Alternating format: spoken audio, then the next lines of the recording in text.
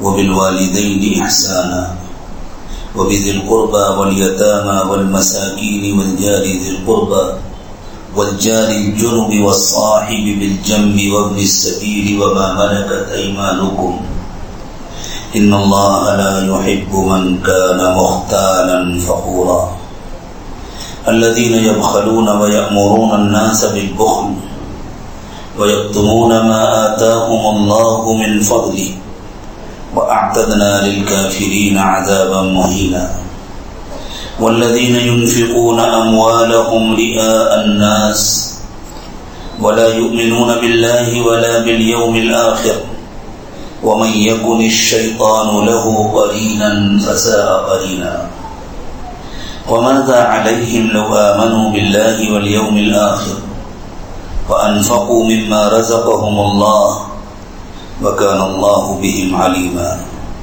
سبحان ربك رب العزة عما يصفون وسلام على المرسلين والحمد لله رب العالمين اللهم صل على سيدنا محمد وعلى آل سيدنا محمد وبارك وسلم اللهم صل على سيدنا محمد وعلى آل سيدنا محمد وبارك وسلم اللهم صل على سيدنا محمد وعلى آل سيدنا محمد وبارك وسلم حکیم الامت مجدد ملت حضرت مولانا اشرف علی تھانوی نور اللہ مرقدہ نے ایک مرتبہ اپنی مجلس میں ارشاد فرمایا کہ میں پورے دین کا خلاصہ ایک جملے میں بتلا سکتا ہوں. تو حیران ہو گئے. ان کی مجلس میں تو بڑے بڑے علماء شریک ہوتے تھے، اپنے وقت کے ائمہ حضرت مولانا سید سلیمان ندوی رحمۃ اللہ علیہ، حضرت مولانا مفتی محمد شفیع صاحب، حضرت مولانا شبیر احمد عثمانی صاحب، حضرت مولانا ظفر احمد تھانوی صاحب. یہ سب اپنی اپنی جگہ پر علم کے پہاڑ تھے. یہ ہوتے تھے مریدین حضرت تھانوی کے، حضرت مولانا عبد الماجد دریابادی. یہ مشہور نام ہے جو میں لے رہا ہوں، ایسے اور کتنے تھے. وہ سب بھی حیران ہو گئے پورے دین کا خلاصہ ایک جملے میں. انہوں نے عرض کیا حضرت ہمیں بھی بتا دیجیے وہ جملہ کیا ہے جس میں پورے دین کا خلاصہ آ جائے. فرمایا پورے دین کا خلاصہ ہے حق ادا کرنا. بس جس کا بھی حق ہے، خالق کا بھی حق، مخلوق کا بھی حق،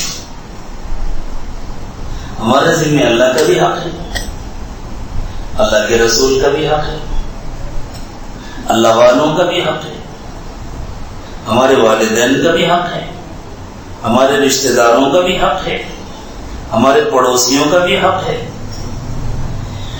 اور جو ہمارے رشتہ دار بھی نہیں ہیں، ہمارے پڑوسی بھی نہیں ہیں، لیکن ضرورت مند ہیں، ان کا بھی ہمارے اوپر حق ہے. اسلام نے حق ادا کرنے کا مزاج بنایا ہے. دنیا حق وصول کرنا سیکھتی ہے، لے کے رہیں گے، لڑ کے لیں گے، مر کے لیں گے، کسی بھی حال میں لیں گے. یہ ہوتے ہیں دنیا کے نعرے. اور ایک ایمان والا کہتا ہے جس کا بھی حق ہے دے کے رہیں گے، ہر ایک کو دیں گے، ڈھونڈ ڈھونڈ کر دیں گے، تلاش کر کر کے دیں گے. اور جب دے دیں گے تو اس کا احسان مانیں گے کہ اس نے لے لیا. صرف اللہ کی رضا کے لیے دیں گے، نہ دکھاوے کے لیے، نہ شہرت کے لیے، نہ نام و نمود کے لیے. یہ بنیادی فرق ہے. دنیا میں بڑے بڑے انقلاب آئے حق وصول کرنے کے نعرے کے ساتھ، کامیاب نہیں ہو سکے. لاکھوں اور کروڑوں انسان کا خون بہا کر کے جو انقلاب آئے وہ بھی فیل ہے، ناکام ہے. اور ایک انقلاب برپا ہوا اللہ کی مرضی کے مطابق محمد رسول اللہ صلی اللہ علیہ وسلم کے ذریعے، جس میں کم سے کم انسانی جانیں ضائع ہوئیں، اور دنیا کی تاریخ کا سب سے اہم اور عظیم ترین انقلاب برپا ہوا، جس کا نعرہ حق وصول کرنا نہیں، حق ادا کرنا تھا۔ اللہ کے نبی صلی اللہ علیہ وسلم نے ہر ایک کا مزاج بنایا، حق ادا کرو، اور تمہارا نہ ملے معاف کر دو۔ جب سب کا مزاج حق ادا کرنے والا بن جائے گا تو کون بچے گا جس کا نہ ملے گا؟ پھر تو لوگ ڈھونڈ ڈھونڈ کے پہنچائیں گے نا۔ اور جب سب کا مزاج صرف حق وصول کرنے والا بنے گا، ادا کرنے والا نہیں بنے گا، تو ہر ایک خود غرض ہوگا، ہر ایک مطلب پرست ہوگا، اور دنیا میں سوائے فساد کے، سوائے خود غرضی کے اور کچھ نہیں ہوگا۔ دنیا میں جتنے بڑے بڑے انقلاب آئے ان سب کا موازنہ کر کے دیکھ لیجیے، اس انقلاب سے اگر لفظ انقلاب کا استعمال درست ہو، اس عظیم ترین انقلاب سے، اس صالح ترین انقلاب سے جو برپا ہوا تھا مدینہ طیبہ میں، اور جس کا اثر پوری دنیا میں پھیلا ہے الحمدللہ۔ جہاں حکم ہے جاؤ غریبوں کو تلاش کرو، اور چپکے سے دو، ان کی عزت نفس کا خیال کر کے دو، ان کے فوٹو مت شائع کرو اخبارات میں،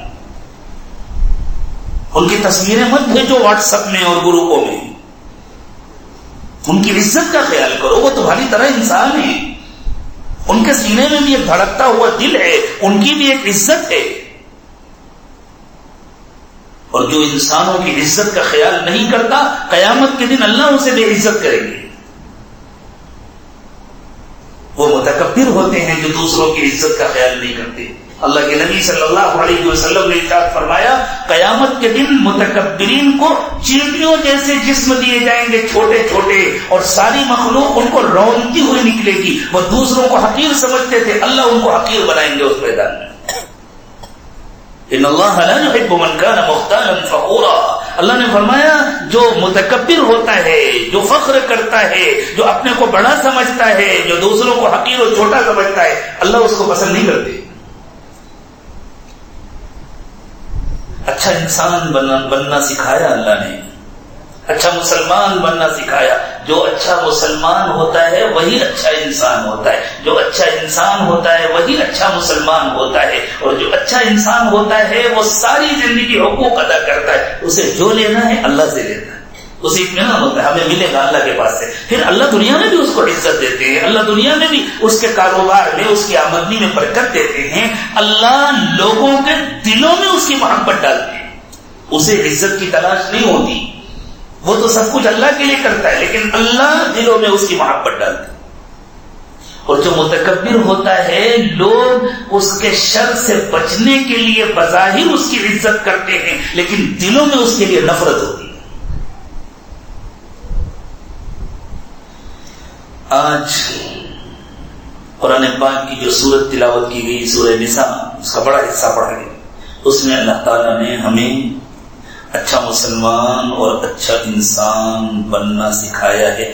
اللہ کرے کہ اس رمضان میں ہم اپنے اس سبق کو ساری زندگی کے لیے یاد کر لیں۔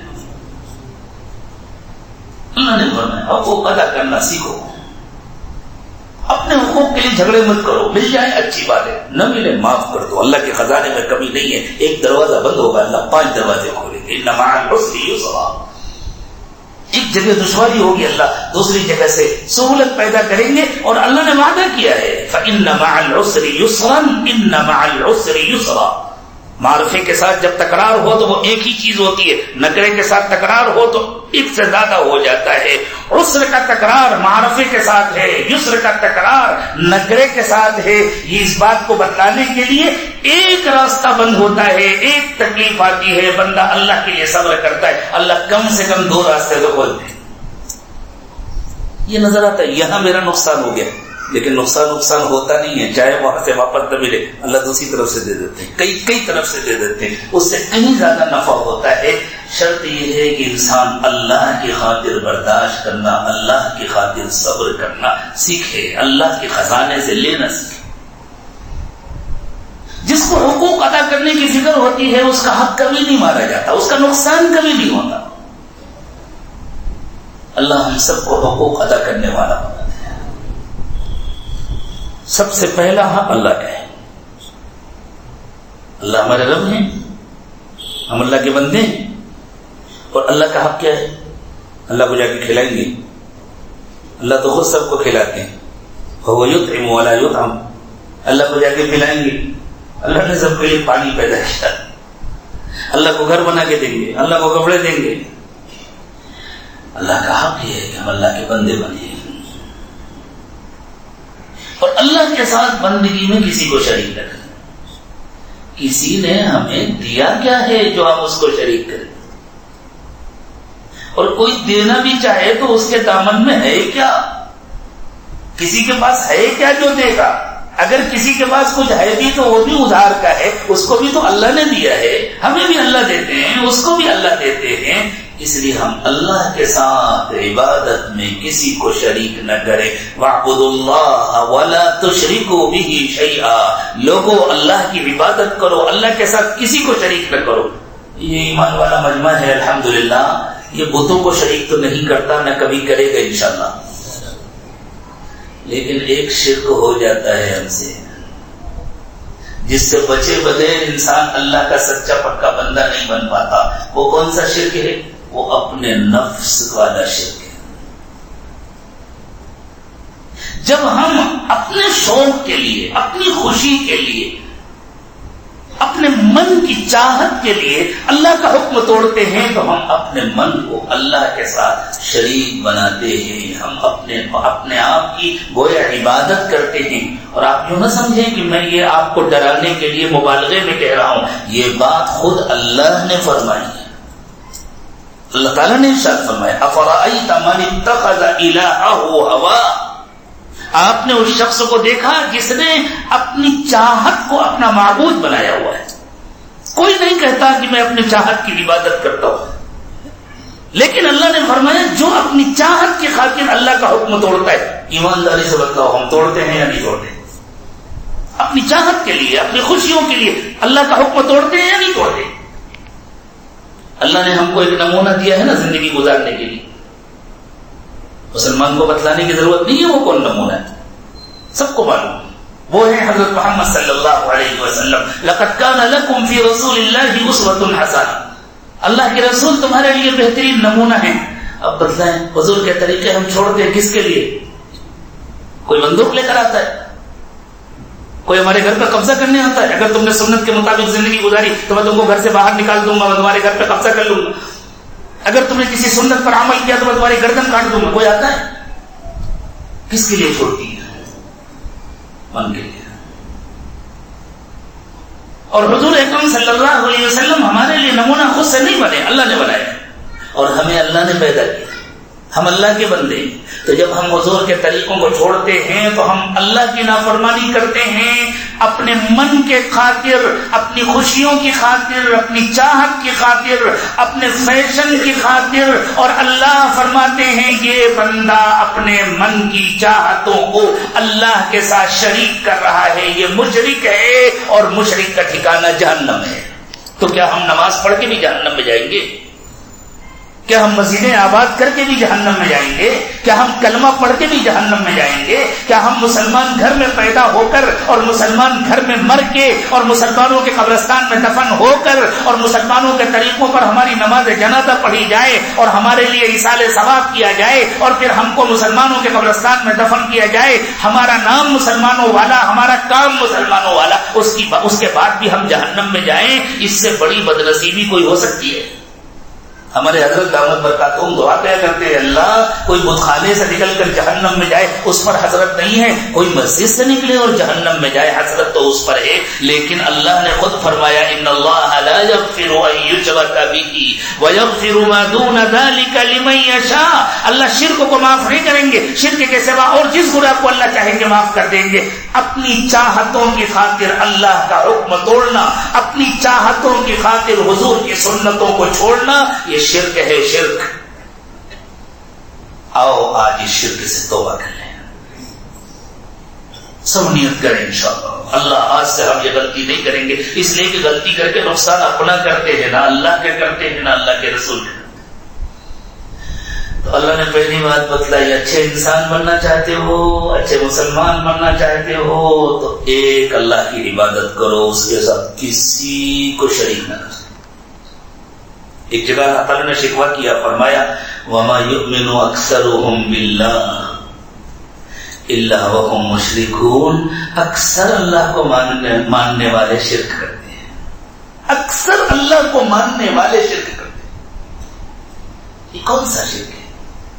یہ وہی اندر چھپا ہوا شرک ہے، یہ بت پرستی والا شرک نہیں ہے، یہ اللہ کے علاوہ کسی کے سامنے گردن جھکانے والا شرک نہیں ہے، یہ کسی کے آگے ہاتھ پھیلانے والا شرک نہیں ہے، لیکن یہ بھی بڑا خطرناک شرک ہے۔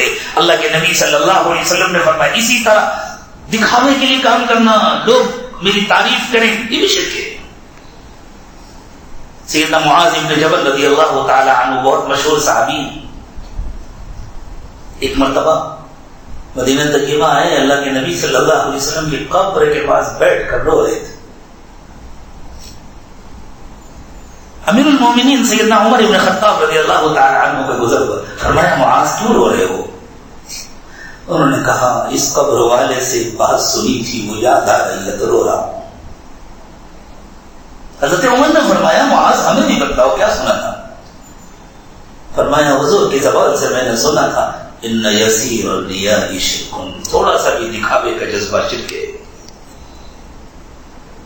میں لوگوں کی خدمت کروں، میں لوگوں کی مدد کروں اور سب لوگ مجھے جانیں پہچانیں، میری تعریف ہو، میں اچھی نماز پڑھوں میری تعریف ہو، میں روزہ افطار کراؤں میری تعریف ہو۔ اللہ فرماتے ہیں اس سے بہتر ہے تم اپنا مال اپنے پاس رکھ لو، ضرورت نہیں، کوئی ضرورت نہیں اللہ تعالیٰ کو، مت خرچ کرو، خرچ کرنا ہے تو اللہ کی خاطر خرچ کرو، دکھاوے کے لیے اعمال، اپنی خوشیوں کے لیے اللہ کا حکم توڑنا۔ سوچو میرے دوستو، ایمانداری کے ساتھ یہ غلطی ہم سے ہو رہی نا، رمضان کا مہینہ آیا، کیا پتا زندگی میں دوبارہ ملے گا نہیں ملے گا، تو سمجھداری کیا ہے؟ کرتے رہیں غلطیاں، توبہ کرنے کی۔ آج اللہ ہمیں توفیق دے، ہم سب سچی پکی توبہ کریں، ہم اللہ کے سچے بندے بن جائیں، اللہ ہی کے پجاری بن جائیں، اللہ کے سوا کسی کو شریک نہ کریں، نہ اپنے من کو نہ کسی بت کو۔ کسی شاعر نے کہا تھا بتوں کو توڑ، پتھر کے ہوں کہ تخیل کے، توڑو سارے بتوں کو۔ الحمدللہ ہمارے گھر میں پتھر کے بت نہیں ہیں، لیکن تخیل کے بت ہیں، نیتوں میں بت ہیں، دلوں میں بت بیٹھے ہیں۔ اللہ ہمیں توفیق دے کہ ہم ان سب کو توڑے نکالیں اور ایک اللہ کے بندے بنے۔ وَاعْبُدُوا اللَّهَ وَلَا تُشْرِكُوا بِهِ شَيْئًا، اللہ کی بندگی کرو، اللہ کے سوا کسی کو شریک نہ کرو۔ کریں گے نا سب انشاءاللہ؟ یہ پہلا حق ہے بندوں کے اوپر اللہ کا، اسی میں رسالت کا حق بھی آ گیا۔ جب اللہ ہی کی ہم بندگی کریں گے تو اللہ نے فرمایا انبیاء کرام کو میں نے بھیجا ہے، وَمَا أَرْسَلْنَا مِن رَّسُولٍ إِلَّا لِيُطَاعَ بِإِذْنِ اللَّهِ، ہم نے پیغمبروں کو بھیجا ہے تاکہ اللہ کے حکم کے مطابق ان کا کہنا مانا جائے۔ تو اب پیغمبروں کی اطاعت بھی اسی کے اندر شامل ہوگی۔ پیغمبر علیہ الصلوۃ والسلام نے فرمایا العلماء ورثۃ الانبیاء، علماء انبیاء کے وارث ہیں، تو اب دین کے معاملات میں علماء کی اطاعت یہ بھی اسی کے اندر داخل ہو گیا، یہ اپنے اندر سب کو سمیٹے۔ دوسرا حق فرمایا اللہ ہے اور اللہ کے رسول کے حق کے بعد دوسرا سب سے بڑا حق تمہارے والدین کا ہے۔ یہ والدین خود سے والدین نہیں بنے، لیکن اللہ نے ان کو بنایا نا والدین۔ ماں باپ نے ہم کو پیدا نہیں کیا، لیکن اللہ نے ان کو ہماری پیدائش کا ذریعہ تو بنایا ہے۔ جب اللہ تعالیٰ نے ان کو ہماری پیدائش کا ذریعہ بنایا، ہمارے بچپن میں ہم کو ماں باپ نے نہیں کھلایا، اللہ نے کھلایا۔ ہم کو بھی اللہ نے کھلایا، ان کو بھی اللہ نے کھلایا، لیکن ہم کو پالنے پوسنے کا، ہم کو سنبھالنے کا، ہم کو کھلانے پلانے کا اللہ نے ان کو ذریعہ بنایا۔ تو جب اللہ نے ان کو ذریعہ بنایا تو اللہ کہتے ہیں اب ساری زندگی تم ان کا حق پہچانو، ساری زندگی ان کا شکر ادا کرو، ان کی خدمت کرو، حتیٰ کہ جب وہ بوڑھے ہو جائیں، کمزور ہو جائیں تو ان کو اس طرح سنبھال کر کے رکھو جیسے پھول کو سنبھال کے رکھا جاتا ہے۔ قرآن پاک نے دوسرے موقع پر تشبیہ دی ہے وَاخْفِضْ لَهُمَا جَنَاحَ الذُّلِّ مِنَ الرَّحْمَةِ، جس طرح ایک پرندہ اپنے بچوں کو پروں کے اندر سمیٹ لیتا ہے، بند کر لیتا ہے تاکہ چیل کوے اس پر حملہ نہ کر سکیں، اور اتنی زور سے نہیں دباتا کہ بچے دب جائیں اور ان کو تکلیف ہو۔ اللہ فرماتے ہیں اس طرح جیسے کوئی پرندہ اپنے چھوٹے چھوٹے بچوں کو اپنے پروں کے اندر سمیٹ کر کے رکھتا ہے، تم اپنے بوڑھے والدین کو اپنی محبت کے بازوؤں میں سمیٹ کر کے رکھو تاکہ تمہاری طاقت کو وہ اپنی طاقت سمجھیں، تمہاری دولت کو وہ اپنی دولت سمجھیں۔ جب وہ کمزور ہو جائیں تو انہیں اپنی کمزوری کا احساس نہ ہو، انہیں اطمینان ہو ہم کمزور ہو گئے تو کیا ہوا، ہمارے بچے تو طاقتور ہیں، ان کی طاقت ہماری طاقت ہے، اور آج ہم کمانے کی پوزیشن میں نہیں ہیں تو کیا ہوا، اللہ نے ہمارے بچوں کو نوازا ہے، ان کی دولت ہماری دولت ہے۔ تو جب سوچو ان کو اللہ نے ماں باپ بنایا، ان کو اللہ نے ذریعہ بنایا، اور اللہ کہہ رہے ہیں ان کے ساتھ اس طرح رہو، تو پھر خود اللہ کے ساتھ کیسا معاملہ ہونا چاہیے بندے کا، اور اللہ کے رسولوں کے ساتھ کیسا معاملہ ہونا چاہیے، اللہ والوں کے ساتھ کیسا معاملہ ہونا چاہیے، اسی سے آدمی سمجھے۔ وَاعْبُدُوا اللَّهَ وَلَا تُشْرِكُوا بِهِ شَيْئًا وَبِالْوَالِدَيْنِ إِحْسَانًا، اللہ کی عبادت کرو، اللہ کے ساتھ کسی کو شریک نہ کرو، اور والدین کے ساتھ بھلائی کرو۔ پھر والدین کے بعد جو تمہارے رشتہ دار ہیں، وَبِذِي الْقُرْبَى، رشتہ داروں کے ساتھ بھی بھلائی کرو۔ یہ تمہارا رشتہ والدین کے حوالے سے، جو والدین سے جتنا زیادہ قریب ہے وہ تمہاری بھلائی کا اتنا حقدار ہے۔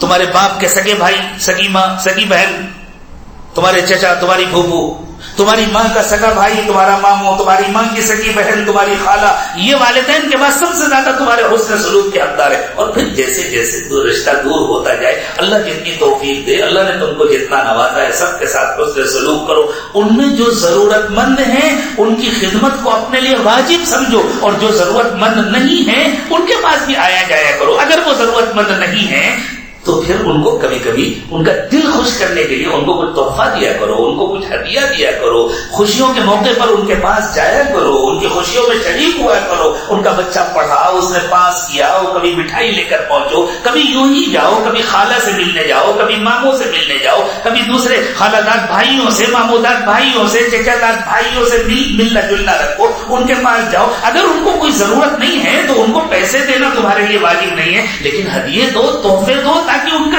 دل خوش ہو۔ تم ان کا دل خوش کرو کہ اللہ تم سے خوش ہوگے۔ سب کو خوشیاں بانٹنا سیکھو۔ اللہ کہتے ہیں ایمان والے کو اللہ سکھا رہے ہیں سب کو خوشیاں بانٹنا سیکھو۔ وَبِذِي الْقُرْبَى، رشتہ داروں کا حق، رشتہ داروں کے ساتھ بھلائی کرو۔ وَالْيَتَامَى، اور یتیموں کے ساتھ بھلائی کرو۔ یتیم کے باپ کو اللہ نے اٹھا لیا، کوئی اپنی مرضی سے یتیم بنتا ہے، کوئی اپنی مرضی سے مرتا ہے، نہ باپ اپنی مرضی سے مرا، نہ بچہ اپنی مرضی سے یتیم بنا۔ اللہ نے ایک دوسری جگہ پر فرمایا وَلْيَخْشَ الَّذِينَ لَوْ تَرَكُوا مِنْ خَلْفِهِمْ ذُرِّيَّةً ضِعَافًا خَافُوا عَلَيْهِمْ۔ سوچو اگر آج اللہ تمہیں اٹھا لیں اور تم اپنے چھوٹے چھوٹے بچوں کو چھوڑ کر مرو تو تمہارا کیا دل چاہے گا؟ میرے بچے دنیا میں گم ہو جائیں، ضائع ہو جائیں، یا تمہارا دل چاہے گا اللہ میری زندگی تو پوری ہو گئی، آپ نے مجھے اٹھا لیا، اللہ سب کو توفیق دیجیے کہ وہ میرے بچوں کے ساتھ محبت کا معاملہ کریں، ان کا خیال کریں، ان کی تعلیم کا خیال کریں، ان کی تربیت کا خیال کریں۔ تو جیسے تمہارا دل چاہتا ہے کہ اگر تمہارا انتقال ہو جائے تو تمہارے بچوں کا لوگ خیال کریں، تم بھی دوسروں کے بچوں کا خیال کرو۔ کتنی محبت سے اللہ نے اچھا انسان بننا سکھایا ہے۔ اللہ کے نبی صلی اللہ علیہ وسلم نے ارشاد فرمایا جو یتیم کے سر پر محبت سے ہاتھ پھیرتا ہے، جتنے بالوں پر سے اس کا ہاتھ ٹچ ہو کر گزرتا ہے اللہ اتنی نیکیاں عطا فرماتے ہیں۔ کسی کے سر میں کتنے بال ہیں کوئی گن سکتا ہے؟ ایک مرتبہ محبت کے ساتھ ہاتھ پھیرنے سے اللہ اتنی نیکیاں عطا فرماتے ہیں. حضور اکرم صلی اللہ علیہ وسلم نے منبر پر کھڑے ہو کر یوں اپنی 2 انگلیاں اٹھا کر، یہ دونوں انگلیاں کتنے قریب قریب ہیں، ان کے دونوں سرے جو ہیں کنارے، ان میں بہت تھوڑا سا فرق ہے نا، ایک تھوڑی سی بڑی ہے، ایک تھوڑی سی چھوٹی ہے. حضور اکرم صلی اللہ علیہ وسلم نے یوں اپنی دونوں انگلیاں اٹھائیں اور فرمایا ان کا فاصلہ دیکھ رہے ہو، جو یتیم کے ساتھ محبت کا معاملہ کرے گا وہ قیامت کے دن بس مجھ سے اتنے فاصلے میں رہے گا، میرا درجہ تھوڑا سا اونچا ہوگا، اس کا درجہ تھوڑا سا نیچا ہوگا. اللہ اکبر. ہمیں محمد رسول اللہ صلی اللہ علیہ وسلم کے پیروں کے پاس جگہ مل جائے تو ہم خوش نصیب ہیں. اللہ کے نبی صلی اللہ علیہ وسلم اشارہ کر کے فرما رہے ہیں انا وکافل الیتیم کہاتین، میں اور یتیم کی کفالت کرنے والا قیامت کے دن ایسے قریب قریب ہوں گے جیسے یہ دونوں انگلیاں قریب قریب ہیں. چاہے فاصلے کے اعتبار سے سمجھ لو یا ان دونوں انگلیوں کے قریب ہونے کے اعتبار سے، جیسے یہ دونوں انگلیاں قریب قریب ہیں، اس طرح میں اور یتیم کی کفالت کرنے والا، یتیم سے محبت کرنے والا، یتیم کی ضرورتیں پوری کرنے والا، اس کی تعلیم و تربیت کا انتظام کرنے والا. ضروری نہیں ہے کہ آپ اپنے گھر میں لا کر اسے رکھیں، آپ انتظام کریں، اس کی فیس ادا کریں، اس کی تعلیم کا انتظام کریں. وہ اگر کسی مدرسے میں پڑھ رہا ہے اس کی کفالت کریں، وہ کسی اسکول میں پڑھ رہا ہے اس کی کفالت کریں، اس کی دیکھ بھال کریں. کوشش کریں کہ وہ دنیا کے میلے میں گم نہ ہو جائے، وہ بھی ایک اچھا انسان بنے، اسے بھی ایک اچھی زندگی نصیب ہو. اللہ تمہاری نسلوں کے ساتھ مہربانی فرمائیں گے، اور قیامت میں اللہ جو عطا فرمائیں گے، جنت میں جو مقام و مرتبہ دیں گے وہ تو بعد میں، پہلے سب سے پہلے اللہ دنیا میں عطا فرمائیں. تو اچھا انسان بننے کے لیے اللہ نے فرمایا رشتہ داروں کے ساتھ بھلائی کرو اور یتیم کے ساتھ.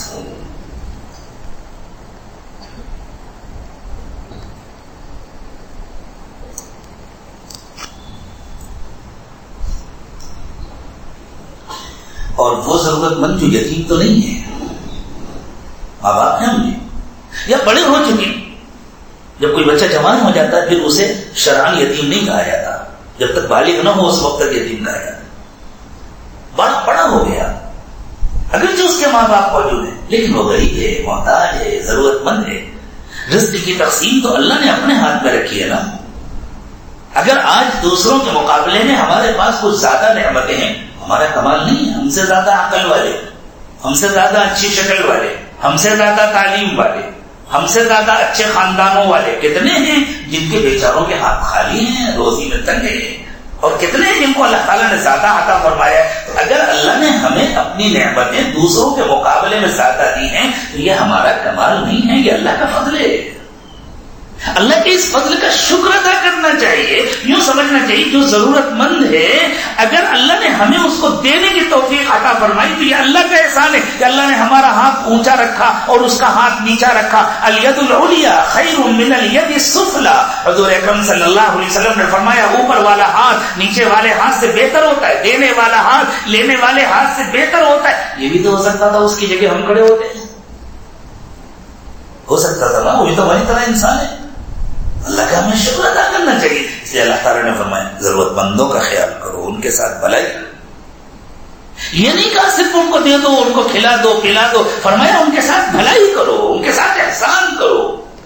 یہ جو اس زمانے کا طریقہ ہو گیا نا، غریبوں کے محلے میں گئے، غلہ تقسیم کیا اور پھر فوٹو لیے اور اخبار میں دے دیا. اب لوگ دیکھ رہے ہیں، ان کے بچوں کو تانے دے رہے ہیں، دیکھو یہ بھکاری کا بچہ ہے، دیکھو یہ بھکارین کا بچہ ہے. یہ لوگوں کی عزت سے کھلواڑ کرنا ہے، یہ بھلائی نہیں ہے، یہ احسان نہیں ہے، یہ جہنم کا راستہ ہے میرے دوستو، جہنم کا راستہ ہے. جس طرح ہماری عزت ہے غریب کی بھی عزت ہے، جس طرح ہمارے سینے میں دھڑکتا ہوا دل ہے غریب کے سینے میں بھی دھڑکتا ہوا دل. ایک مرتبہ ہمارے ایک دوست ہیں ممبئی شہر میں، بڑے دولت مند ماشاءاللہ، مجھ سے کہنے لگے مولانا میں آپ کے یہاں آنا چاہتا ہوں، آپ کے شہر میں. ہمارا شہر ذرا بمبئی سے الگ ہے، چھوٹا سا. میں نے کہا خیریت، تشریف لائیں. آتے بھی تھے کبھی کبھی ہمارے پاس. کہنے لگے میں چاہتا ہوں کہ آپ کے یہاں جو غریبوں کا محلہ ہے میں اپنے ہاتھ سے جا کر کے بیواؤں کو اور یتیموں کو کچھ رقم تقسیم کرنا چاہتا ہوں. میں نے کہا ہرگز آنے کی اجازت نہیں ہے، اور اگر آپ آئے تو میں آپ کا کوئی تعاون نہیں کروں گا، کوئی ضرورت نہیں ہے. غریبوں کو غریب رہنے دیجیے، آپ کے پیسے کی ضرورت نہیں ہے. وہ گھبرا گئے. ان بیچاروں کی نیت بری نہیں تھی، انہوں نے تو سمجھا تھا ہم بڑا اچھا کام کر رہے ہیں. کیوں؟ میں نے کہا آپ کی نئی نویلی قیمتی چمچماتی گاڑی جب کسی محلے میں جا کر کھڑی ہوگی تو سارے محلے والے متوجہ ہو جائیں گے، بھئی یہ سیٹ صاحب آئے ہیں، کیوں آئے ہیں، اور میں ساتھ میں ہوں گا، مجھے سب لوگ پہچانتے ہیں۔ اس کے بعد جب ہم کسی بیوہ کے دروازے پر جائیں گے اور کھٹکھٹائیں گے، اس کی عزت تو ہاتھ میں مل جائے گی۔ نہیں چاہیے آپ کا تعاون، اس کو غریب رہنے دیجیے۔ ان کی آنکھیں کھل نہیں، کہنے آپ بالکل صحیح۔ پھر کہنے لگے پھر ہمیں کیا کرنا چاہیے؟ کتنا دینا چاہتے ہیں؟ اگر آپ کو اعتماد ہے تو دیجیے، نہیں اعتماد تو مت دیجیے۔ پہنچایا جائے گا، لیکن اس خاموشی کے ساتھ پہنچایا جائے گا انشاءاللہ کہ اس گھر والوں کے علاوہ کسی کو پتہ نہ چلے۔ عورتوں کے ذریعے پہنچایا جائے گا، بچوں کے ذریعے پہنچایا جائے گا، خاموشی کے ساتھ ان کو پیغام دے کر گھر بلا کر پہنچایا جائے گا کہ ان کے پڑوسی کو بھی پتہ نہ چلے، ان کے گھر میں رہنے والوں کو بھی پتہ نہ چلے۔ ارے اس طرح خدمت کرنا سیکھو، کسی ماں کی خدمت کرو تو اس کی بیٹی کو پتہ نہ چلے، کسی بیٹی کی خدمت کرو تو اس کی ماں کو پتہ نہ چلے۔ کیوں؟ اس لیے کہ غریبوں کا بھی دل ہے، غریبوں کی بھی عزت ہے، ان کی عزت سے کھلواڑ کرنے کی اللہ نے اجازت نہیں دی، اور جو لوگ غریبوں کی عزت سے کھلواڑ کرتے ہیں وہ اپنی نسلوں کے لیے گڑھے کھودتے ہیں، ان کی بددعائیں لگتی ہیں ان کو۔ ہمارے حضرت پیر صاحب دامت برکاتہم نے اپنا واقعہ سنایا، ان کی والدہ کی عادت تھی چپکے چپکے غریبوں کی مدد کیا کرتے تھے، اور جتنی دیندار خواتین ہوتی ہیں الحمدللہ ان کی عادت ہوتی ہے، اللہ کرے کہ ہمارے گھر کی عورتوں کی بھی یہ اچھی عادت بنے، وہ چپکے چپکے ضرورت مندوں کی مدد کیا کریں، اپنے شوہروں کو بھی نہ بتلائیں، اپنے بچوں کو بھی نہ بتلائیں، بلکہ اگر تمہارے گھر کی عورتیں دیندار ہیں اور وہ اس طرح مدد کرتی ہیں، ان کو کچھ پیسے دیا کرو جس کا پلٹ کر حساب بھی نہ لو، کس کو دیا پوچھو بھی نہیں، کہہ دو ضرورت مندوں کو دے دینا، جس کو دینے کا دل چاہے، جو ضرورت مند لگے چپکے سے دے دو۔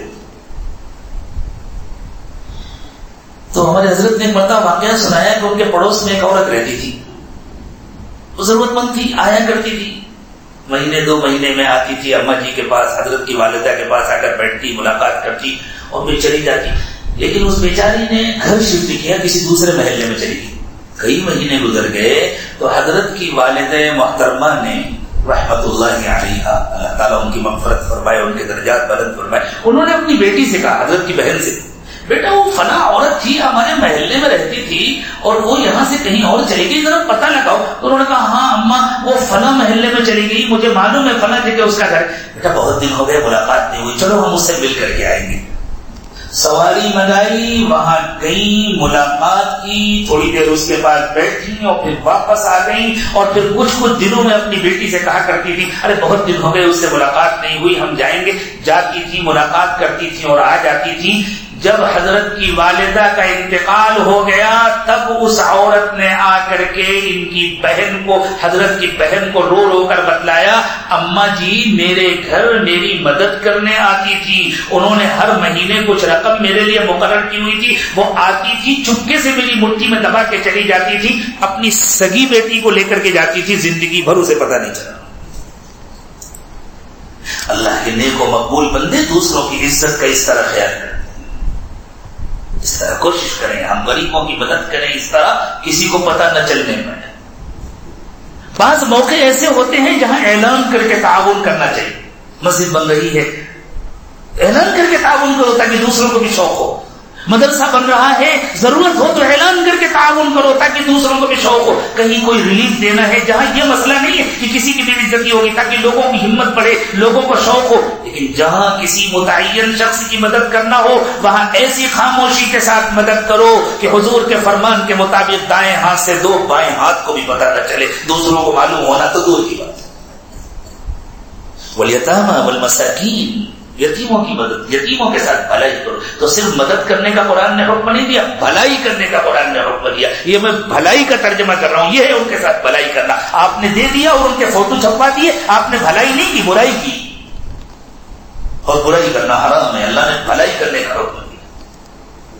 والجار ذی القربی، اور وہ رشتے دار جو پڑوس میں رہتا ہے۔ پڑوسی دو قسم کے ہوتے ہیں، ایک پڑوسی بھی ہے رشتہ دار بھی ہے، مسلمان بھی ہے، مسلمان بھی ہے پڑوسی بھی ہے رشتہ دار بھی ہے، اس کا زیادہ حق ہے۔ ایک وہ پڑوسی ہے جو رشتہ دار نہیں ہے لیکن پڑوسی ہے اور مسلمان ہے، اس کا بھی حق ہے۔ تیسرے نمبر پر وہ پڑوسی ہے جو رشتہ دار بھی نہیں ہے، مسلمان بھی نہیں ہے، لیکن چونکہ ہمارے پڑوس میں رہتا ہے، اس کا بھی حق ہے۔ لیکن سب سے زیادہ حق اس پڑوسی کا ہے جو ایمان والا بھی ہے اور رشتہ دار بھی ہے. وَبِجَارِ ذِي الْقُرْبَى، رشتہ دار پڑوسی کے ساتھ بھلائی کرو. حضور اکرم صلی اللہ علیہ وسلم نے حکم دیا تمہارے گھر میں کوئی اچھا کھانا پک رہا ہے تھوڑا سا بڑھا کے پکاؤ، پڑوسی کے گھر بھیج دو. کبھی پھل فروٹ لے کر کے آئے تھوڑے سے زیادہ لے کر کے آ جاؤ، اللہ نے تم کو نوازا ہے، اپنے بچوں کو بھی کھلاؤ، تھوڑے سے پڑوسی کے گھر بھیج دو. ہمارے بزرگوں کا یہ معمول تھا. ایک بزرگ نے فرمایا کہ میں ہمیشہ جب اپنے بچوں کے لیے کچھ فروٹ لے کر آتا ہوں تو کچھ نہ کچھ پڑوسیوں کے لیے بھی لے کر آتا ہوں، اور اگر کبھی تنگی ہوئی اور میں پڑوسیوں کے گھر نہیں بھیج سکا تو پھر پھلوں کے چھلکے گھر کے باہر نہیں ڈالتا تاکہ پڑوسیوں کے بچے دیکھیں اور ان کا دل نہ دکھے، دور جا کر ڈالتا ہوں، پتہ نہ چلے کس گھر سے یہ چھلکے ڈالے تھے. اللہ اکبر. دوسروں کے دل کا اتنا خیال کرتے تھے وہ. تب اللہ تعالیٰ نے ان کو دنیا میں بھی عزت دی تھی کہ آج جب ہم ان کا تذکرہ کرتے ہیں تو آنکھیں بھیگ جاتی ہیں، دل احترام سے جھک جاتا ہے، اور اللہ کے ان کو کیا ملے گا وہ تو اللہ ہی کو معلوم. تو وہ بھی تو انسان تھے نا، وہ اللہ کے ایسے ولی بن گئے، وہ اللہ کے ایسے مقرب بن گئے، تو کیا ہم نہیں بن سکتے؟ ہم بھی کوشش کریں، اللہ ہمیں بھی بنا. وَالْجَارِ ذِي الْقُرْبَى، وہ پڑوسی جو رشتہ دار ہے اس کے ساتھ بھی بھلائی کرو. وَالْجَارِ الْجُنُبِ، اور وہ پڑوسی جو قریب میں رہتا ہے لیکن رشتہ دار نہیں ہے، مسلمان بھی نہیں ہے، رشتہ دار بھی نہیں، لیکن ہے تو پڑوسی نا، اس کے ساتھ بھی بھلائی. وَالصَّاحِبِ بِالْجَنبِ، اور جو تھوڑی دیر کا پڑوسی ہے. اللہ، یہ تعلیم قرآن کے سوا دنیا میں کہیں نہیں ملے گی، اور ہم بھول گئے، ہم اس تعلیم کو بھول گئے. اللہ نے فرمایا جو تھوڑی دیر کا پڑوسی، ٹرین میں سفر کر رہے ہیں جو بازو میں بیٹھا ہے وہ تھوڑی دیر کا پڑوسی، بس میں سفر کر رہے ہیں جو بازو میں بیٹھا ہے وہ تھوڑی دیر کا پڑوسی، فلائٹ میں سفر کر رہے ہیں جو بازو میں بیٹھا ہے وہ تھوڑی دیر کا پڑوسی ہے. ریلوے اسٹیشن پر ٹرین کا انتظار کر رہے ہیں، ہمارے بازو میں جو بیٹھا ہے وہ تھوڑی دیر کا پڑوسی ہے. اللہ کہتے ہیں وہ بھی تمہارا پڑوسی ہے، اس کے ساتھ بھلائی کرو. ٹرین میں بیٹھے ہیں، جوان ہیں، قریب میں کوئی بوڑھا بیٹھا ہے، کوئی پہچان نہیں، کوئی رشتہ داری نہیں ہے. نیچے اترنے لگے، چچا میں اسٹیشن پہ جا رہا ہوں، آپ کے لیے بھی پانی لے آؤں کیا؟ چچا آپ کی کوئی ضرورت ہو تو بتلا دیجیے گا. پوچھ کے تو دیکھیں کہ اللہ کی تعلیم ہے، انشاءاللہ اس کے ذریعے ہدایت پھیلے گی، لوگ اللہ کی طرف، اللہ کے دین کی طرف متوجہ ہوں گے. آج ملک میں ہمارے لیے جو نفرتیں ہیں اور پوری دنیا میں جو نفرتیں ہیں وہ ہمارے کرتوتوں کا نتیجہ ہے. ہم انسانوں کے حقوق بھول گئے تو اللہ نے دلوں میں نفرتیں ڈال دی. ہم انسانوں کے حقوق ادا کریں، دیکھیں اللہ تعالیٰ انسانوں کے دلوں میں ہمارے لیے کیسے محبتیں ڈالیں. اللہ نے فرمایا جو تھوڑی دیر کا پڑوسی ہے اس کا بھی تمہارے ذمہ حق ہے، اس کے ساتھ بھی بھلائی کرو. اور وابن السبیل، اور جو مسافر ہے اس کا بھی حق ہے. وہ بیچارہ اپنے گھر میں اس کے پاس سب کچھ ہے لیکن کسی ضرورت سے تمہارے شہر میں آیا ہے، اس کا خیال کرو، اس کے کھانے پینے کا خیال کرو، اس کے ٹھہرنے کا خیال کرو، اس کی ضرورتوں کا خیال کرو.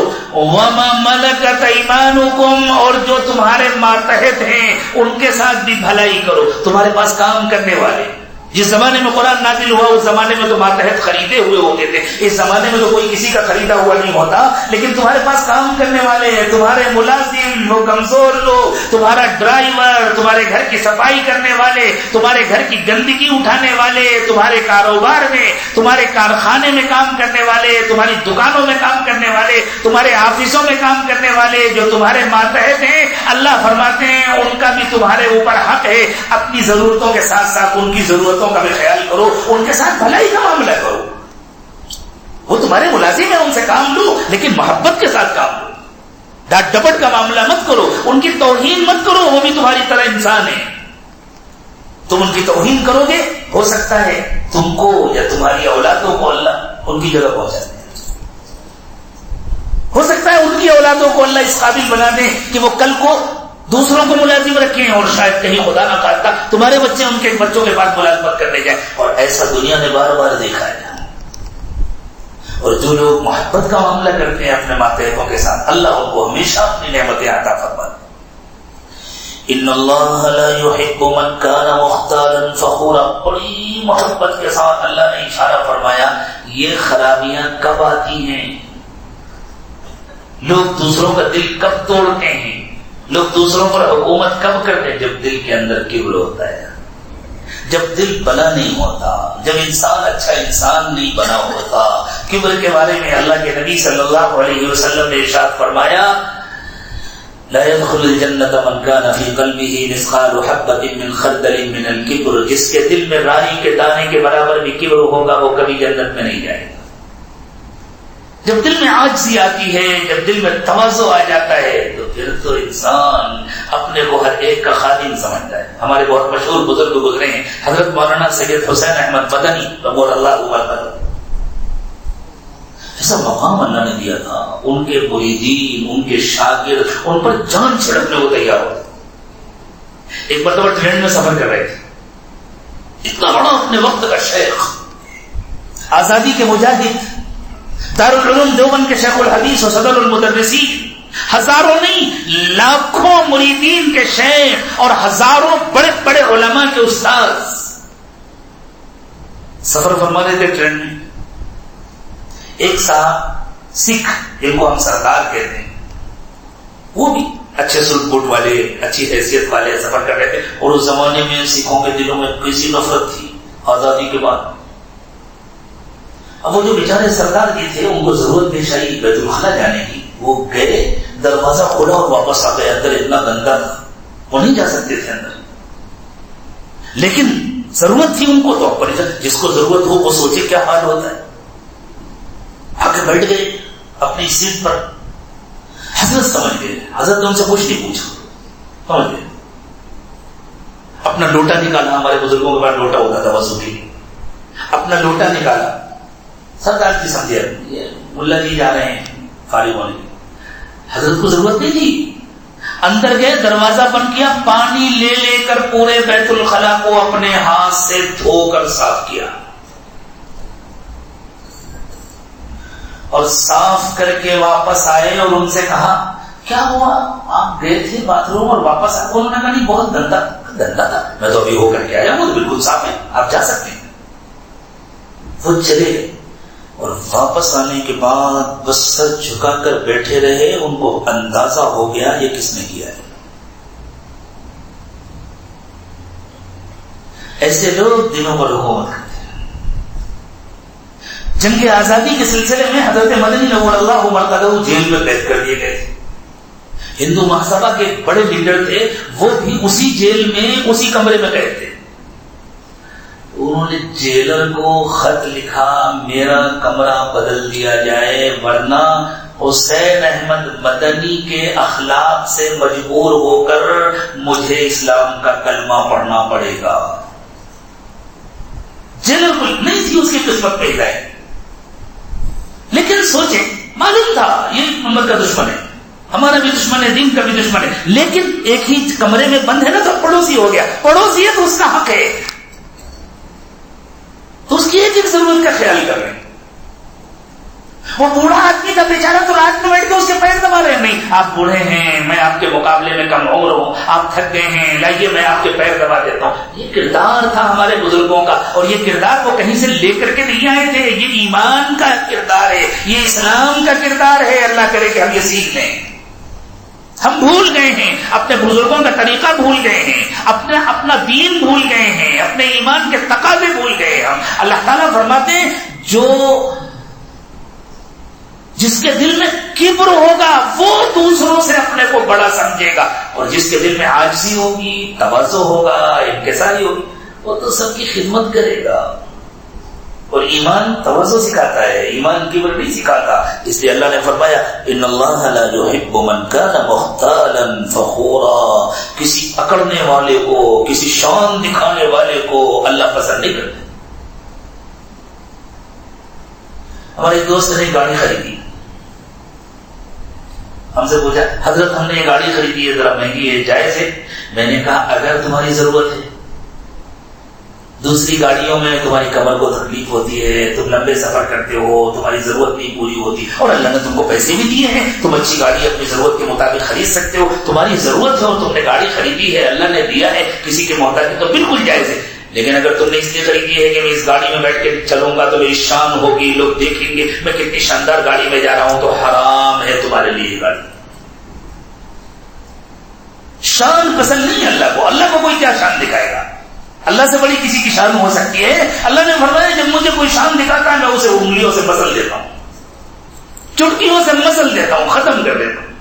اللہ نے تمہیں دولت سے نوازا ہے، اللہ نے تم کو نعمت دی ہے، خوب استعمال کرو، لیکن اللہ کے شکر گزار بنو، شان مت دکھاؤ۔ ان اللہ لا يحب من كان مختالا فخورا، اللہ کسی ایسے شخص کو پسند نہیں کرتے جو اکڑتا ہے اور شان دکھاتا ہے۔ الذين يبخلون ويأمرون الناس بالبخل، ایسے لوگ خود بھی بخیل ہوتے ہیں، ارے بھائی ان کو مت دو، ان کی تو عادت ہو گئی ہے مانگنے کی، یہ تو چلے آتے ہیں، ہاں یہ مدرسے والے بس چلے آتے ہیں رمضان میں چندہ کرنے کے لیے۔ سوچو میرے دوستو ملک میں کتنی مسجدیں ہیں، کتنی مسجدیں ہیں ملک میں، کوئی اندازہ لگا سکتا ہے؟ اور ہر مسجد میں الحمدللہ تراویح ہو رہی ہے، اور ہر جگہ علماء حفاظ قرآن پاک پڑھا رہے ہیں۔ یہ اتنے حفاظ کہاں سے آئے؟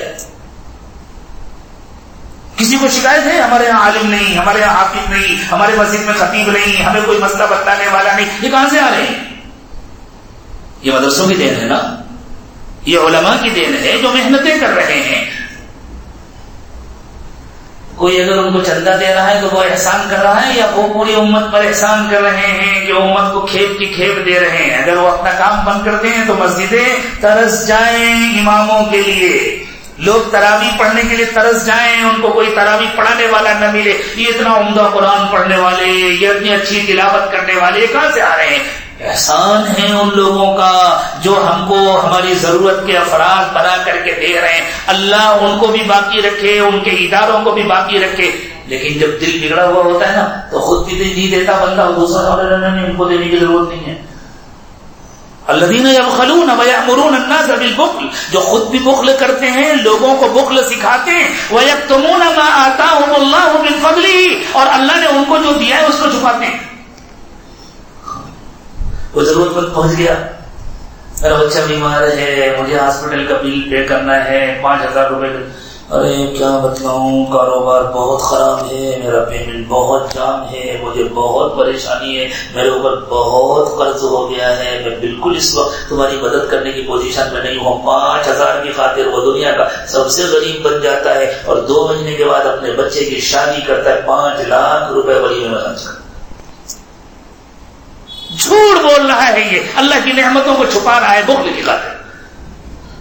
اللہ فرما رہے ہیں صاف صاف، الذین یبخلون ویأمرون الناس بالبخل، جو لوگ خود بخل کرتے ہیں، لوگوں کو بخل سکھاتے ہیں۔ ویکتمون ما آتاہم اللہ من فضلہ، اور اللہ نے ان کو اپنے فضل سے جو نعمتیں دی ہیں ان کو چھپاتے ہیں، ان نعمتوں کا انکار کرتے ہیں۔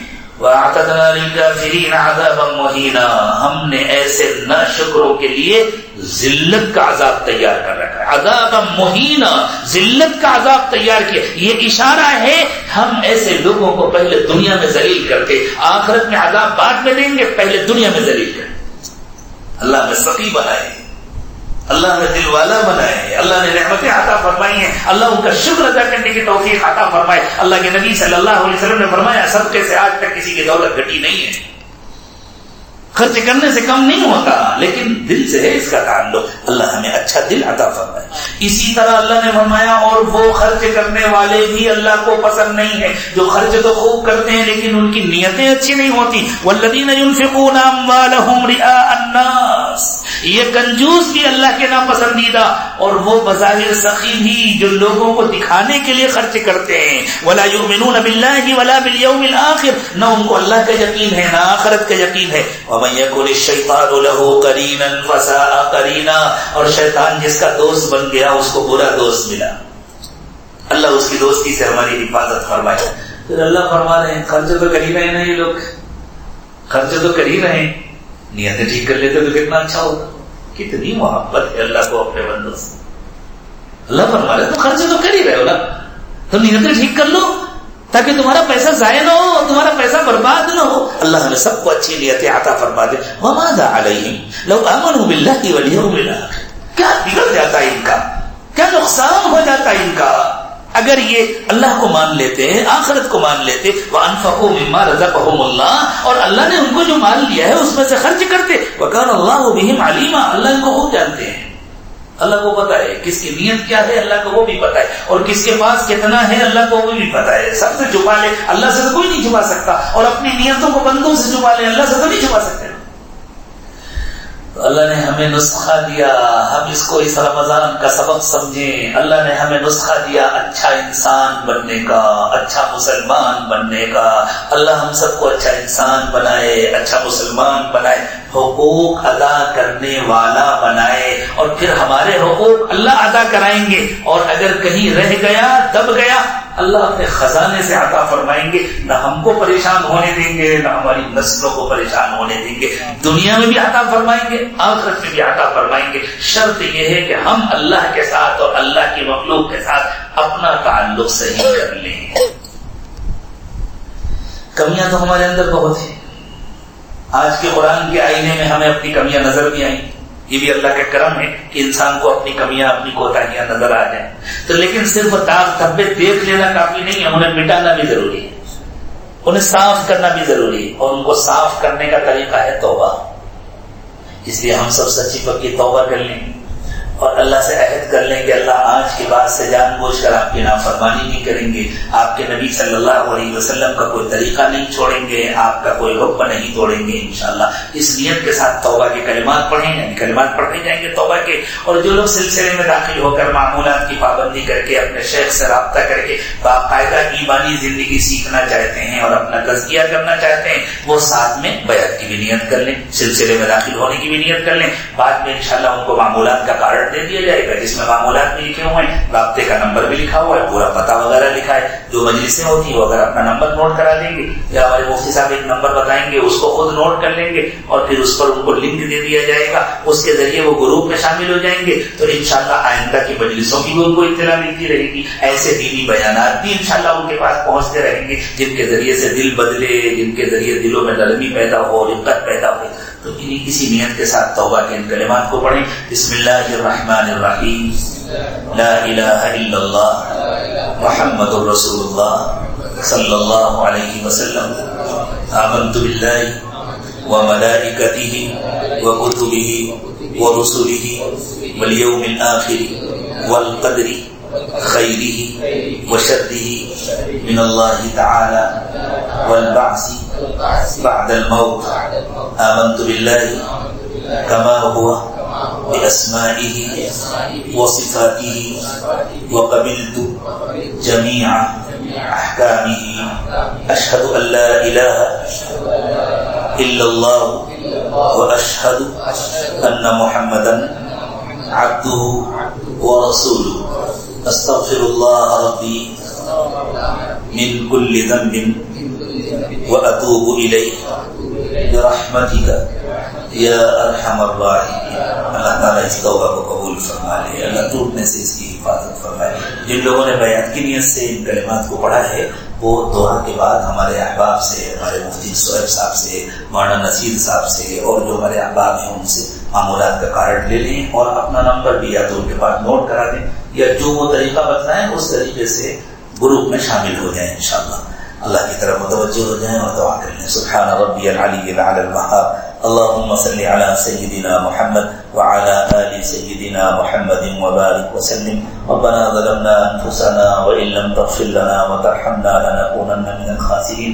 پروردگار عالم، ہم آپ کے عاجز و کمزور بندے ہیں، ہمارے حال پر رحم فرمائیے اللہ، فضل کا کرم کا معاملہ فرمائیے اللہ، اب تک کے ہمارے گناہوں کو معاف فرما دیجیے اللہ۔ ہم اقراری مجرم ہیں، واقعی ہم اپنے کو بہت اچھا مسلمان سمجھتے رہے، لیکن آپ نے اپنی کتاب کے ذریعے، اپنے قرآن کے ذریعے ہمیں آئینہ دکھا دیا اللہ۔ دل بہت داغدار ہے اللہ، بہت گناہ ہیں، بڑی کمزوریاں ہیں اللہ، نیتوں کا بھی فجور ہے اللہ۔ ہم نے اپنے من کی خاطر، اپنے شوق کی خاطر آپ کی بہت نافرمانی کی، آپ کے نبی صلی اللہ علیہ وسلم کی بہت سنتیں چھوڑی اللہ۔ ہم اقراری مجرم ہیں، آپ کے در پر حاضر ہیں اللہ، معاف فرما دیجیے اللہ، معاف فرما دیجیے اللہ، معاف فرما دیجیے اللہ۔ اللہ اگر آپ نے معاف نہ کیا تو قیامت کے دن آپ کو کیا منہ دکھائیں گے اور آپ کے نبی صلی اللہ علیہ وسلم کو کیا منہ دکھائیں گے؟ اللہ معاف کر دیجئے، اللہ اگلی زندگی کو پچھلی زندگی سے بہتر بنا دیجئے، آنے والے وقت کو پچھلے وقت سے بہتر بنا دیجئے، اللہ آج ہماری زندگیوں کو بدل دیجئے، اللہ ہمیں اچھا انسان بنا دیجئے، اچھا مسلمان بنا دیجئے، اللہ اپنے حقوق بھی ادا کرا دیجئے، بندوں کے حقوق بھی ادا کرا دیجئے، اللہ نبی صلی اللہ علیہ وسلم کے حقوق بھی ادا کرا دیجئے، اللہ اپنے نیک و مقبول بندوں کے حقوق بھی ادا کرا دیجئے، اللہ ہمارے والدین کے حقوق بھی ادا کرا دیجئے، رشتہ داروں کے، پڑوسیوں کے، اللہ سب کے حقوق ادا کرا دیجئے، اور اللہ جو کمیاں کوتاہیاں رہ جائیں محض اپنے فضل و کرم سے ان کو معاف کرا دیجئے، اللہ قیامت کے دن اس طرح کھڑا کیجئے کسی کا ہاتھ ہمارے گریبان میں نہ ہو، ہمارے ذمے کسی کا حق باقی نہ ہو، اللہ دوسروں کی مدد اور خدمت کی برکت سے ہم کو اور ہماری نسلوں کو حلال و پاکیزہ روزی عطا فرمائیے، اللہ روزی کی تنگی سے حفاظت فرمائیے، اللہ گھروں کی تنگی سے حفاظت فرمائیے، اللہ جو بے گھر ہیں ان کو اپنا ذاتی مکان عطا فرمائیے، کشادہ گھر عطا فرمائیے، اور اللہ جب ہمارا انتقال ہو جائے تو ہمیں روشن ٹھنڈی اور کشادہ قبریں عطا فرمائیے، اللہ گھروں کی تنگی سے بھی حفاظت فرمائیے، قبروں کی تنگی سے بھی حفاظت فرمائیے، دلوں کی تنگی سے بھی حفاظت فرمائیے، اللہ پیار و محبت کے رشتے نصیب فرمائیے، پیار و محبت کی زندگی نصیب فرمائیے، اللہ بیماروں کو شفا عطا فرمائیے، پریشان حالوں کی پریشانیاں دور فرما دیجیے، اللہ رمضان کا بابرکت مہینہ آپ نے بغیر کسی استحقاق کے ہمیں عطا فرمایا ہے، اللہ یہ ہمارا حق نہیں تھا کہ ہمیں رمضان ملے، اللہ جب بغیر حق کے آپ نے رمضان دے دیا تو اللہ بغیر حق کے مغفرت فرما دی، اللہ بغیر استحقاق کے ہمیں اپنا بنا لیجیے، اللہ رمضان کا حق ادا کرنے کی توفیق عطا فرمائیے، اللہ رمضان کی رحمتیں، رمضان کی برکتیں، رمضان کی مغفرت ہمیں عطا فرمائیے، اللہ اس رمضان میں ہمیں جہنم سے بچا دیجیے، جہنم سے آزاد کر دیجیے، اللہ اس رمضان میں ہمیں جہنم سے آزاد کر دیجیے، اللہ اچھے روزے نصیب فرمائیے، اچھی تراویح نصیب فرمائیے، اچھی نمازیں نصیب فرمائیے، اچھا ذکر اور اچھی تلاوت نصیب فرمائیے، اللہ اس رمضان میں ہمیں مومن کامل بنا دیجیے، اللہ اس رمضان میں ہمیں اچھا انسان بنا دیجیے، اللہ فضل کا کرم کا معاملہ فرمائیے، اللہ ہمارے الجھے ہوئے کاموں کو سلجھا دیجیے، بکھرے ہوئے کاموں کو سمیٹ دیجیے، پریشانیاں دور فرما دیجیے، اللہ مسائل حل فرما دیجیے، مشکلات دور فرما دیجیے، اللہ خیر کا معاملہ فرمائیے دنیا میں بھی اور آخرت میں بھی، اے اللہ آج کی توبہ کو قبول فرما لیجیے، اس پر استقامت نصیب فرمائیے، ہر وقت اپنی یاد نصیب فرمائیے، اپنا دھیان نصیب فرمائیے، اللہ حاضرین مجلس کے دلوں کی تمام جائز تمنائیں اور مرادیں پوری فرما دیجیے، اللہ ہمیں اپنی زندگی میں بار بار عافیت کے ساتھ قبولیت کے ساتھ رمضان عطا فرمائیے، اللہ ہمیں بار بار اپنے گھر کی حاضری نصیب فرمائیے، اپنے نبی صلی اللہ علیہ وسلم کے در کی حاضری نصیب فرمائیے، اللہ بار بار مقبول حج نصیب فرمائیے، مقبول عمرے نصیب فرمائیے، اللہ ہماری روزی میں خوب برکت دیجیے، اور اللہ ہمیں آپ کے بندوں کی خوب خدمت کرنے کی توفیق عطا فرمائیے، اللہ رشتہ داروں کی بھی، پڑوسیوں کی بھی، یتیموں کی بھی، مسکینوں کی بھی، اللہ سب کی خدمت کرنے کی توفیق عطا فرمائیے، اور اللہ اس خدمت کو انسانوں کے لیے خیر کا ذریعہ بنا دیجیے، انسانوں کے لیے ہدایت کا ذریعہ بنا دیجیے، اور ہمارے لیے مغفرت کا ذریعہ بنا دیجیے، اللہ ہم کو اور ہماری نسلوں کو قیامت تک، اللہ ہماری نسلوں کو روزی کی تنگی سے محفوظ فرمائیے، اللہ قیامت تک ہماری نسلوں میں کبھی کسی کو جہنمی نہ بنائیے، اللہ کبھی کسی کو مشرک نہ بنائیے، کافر نہ بنائیے، اللہ سب کو دین و ایمان پر استقامت نصیب فرمائیے، اللہ جو مانگا وہ بھی عطا فرمائیے، جو مانگنا چاہیے نہیں مانگ سکے وہ بھی عطا فرمائیے، اللہ بغیر مانگے عطا فرمائیے، مانگنے کا سلیقہ عطا فرمائیے، دور قریب جن لوگوں نے بھی دعاؤں کے لیے کہا، یا ان کا ہم پر حق ہے یا ان کو ہم سے اچھی توقعات ہیں، محض اپنے فضل و کرم سے اللہ ان دعاؤں میں ان کو بھی پورا حصہ نصیب فرمائیے، وصلی اللہ تعالی علی خیر خلقہ محمد وعلی آلہ وصحبہ اجمعین برحمتک یا ارحم الراحمین۔